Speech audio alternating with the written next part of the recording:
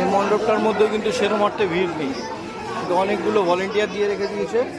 এখন বাজে হলো 1:30, 1:30ও না, 1:20, ব্যাস। মানে সেরকম ভিড় নেই, কিন্তু তাও এই পিপি পিপি পিপি পিপি করেই চলছে।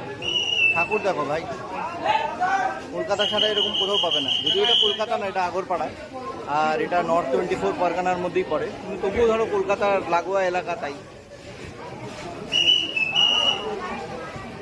ঠাকুর দেখতে পাচ্ছ, মনে হচ্ছে জীবন্ত দুর্গা এখানে বসে রয়েছে, কথা বললে হয়তো উত্তর দেবে।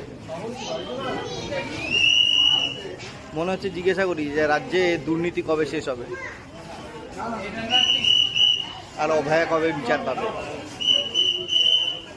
মা দুর্গা যদি সত্যি কথাটা বলে দেয় যে কোনোদিনই বিচার পাবে না তোদের রাজত্বে, তাহলে মনটা খারাপ লাগবে, তাই আর প্রশ্নটা করলাম না। সুন্দর দুর্গা ঠাকুর দেখেছ?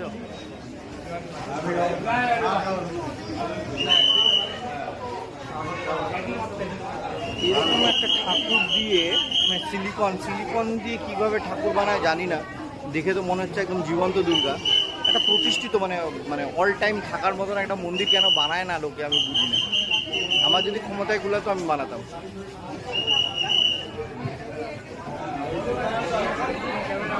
কার ইচ্ছা করবে এই মণ্ডপটা থেকে বেরিয়ে যেতে?